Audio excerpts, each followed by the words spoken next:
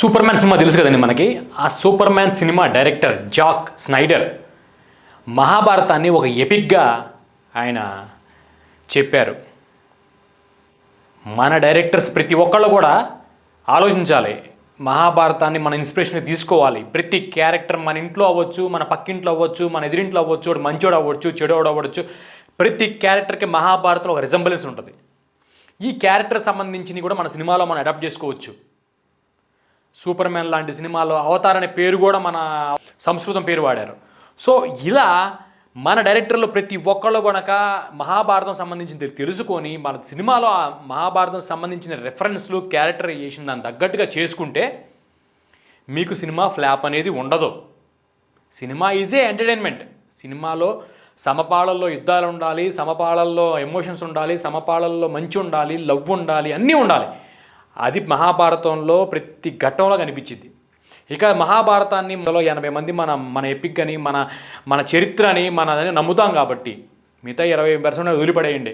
ఆ 80% వాళ్ళకి ఏం కావాలనేది మనకు తెలుసు కాబట్టి ఆ 80%లో 10% సినిమా చూసినా కూడా మీకు హిట్టే. సో ఆ రెఫరెన్స్లు తీసుకొని మనం సినిమా చేయాలి. సినిమా చేసినప్పుడు ఆ తల్లి క్యారెక్టర్ ఎలా ఉండాలి, తండ్రి క్యారెక్టర్ ఎలా ఉండాలి, విలన్ క్యారెక్టర్ ఎలా ఉండాలి, వాళ్ళు ఇన్ని ఎమోషన్స్ ఉండాలి, వాళ్ళు ఎలా కన్నింగ్గా ఉండాలి అనేది మనం ప్రతి ఒక్కటి దాంట్లో ఎగ్జాంపుల్గా తీసుకోవచ్చు. ఇదే మహాభారతం. దీన్ని ఉపయోగించుకొని చాలా హాలీవుడ్ సినిమాల్లో సూపర్ హీరోని క్రియేట్ చేస్తున్నారు. మనం మాత్రం మన దేశంలో ఉంటా, మన దేశం తిండి తింటా, ఎక్కడే పుట్టి ఎక్కడే పెరిగి ఏదేముడు లేడు గీముడు లేడు అంటారు. మరి మహాభారతం సంబంధించిన గుడుల్లో 10,000 సంవత్సరాల నుంచి గుడుల మీద చిక్కు ఉంటాయి. మరి ఎందుకు ఉన్నాయి అంటే సైన్స్ కూడా చెప్పదు.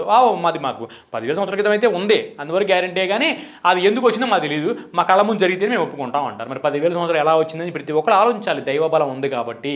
ద్వారక నీళ్ళల్లో ఉందని చెప్పి కూడా సైన్స్ ప్రూవ్ చేసింది ద్వారక నగరం అనేది. మరి ఎందుకు ఉందంటే మాకు తెలియదు, అప్పుడు ఉంది, మరి ఎందుకు ఉందో మేము సాల్వ్ చేస్తున్నాం అంటున్నారు. సో దేవుళ్ళు లేకుండా ఇవన్నీ జరగవుగా. దేవుళ్ళు లేకుండా ఒక ట్యాబ్ వాడుతున్నట్టు గుడి మీద, ఒకడు ఫ్లైట్లో వెళ్తున్నట్టు గుడి మీద, బొమ్మలు 10,000 సంవత్సరాల క్రితం పాత గుళ్ళ మీద ఎలా ఉన్నాయి? సో దేవుణ్ణి మనం నమ్మాలి, మహాభారతాన్ని నమ్మాలి, మన ఇన్స్పిరేషన్కి తీసుకోవాలి. ప్రపంచానికి, మానవ జాతి మొత్తానికి కూడా మహాభారతం అనేది ఒక ఎగ్జాంపుల్. మనం ఎలా బతకాలి, ఎలా బతకూడదనేది డైరెక్టర్ కూడా దాని ఎగ్జాంపుల్గా తీసుకోవాలి.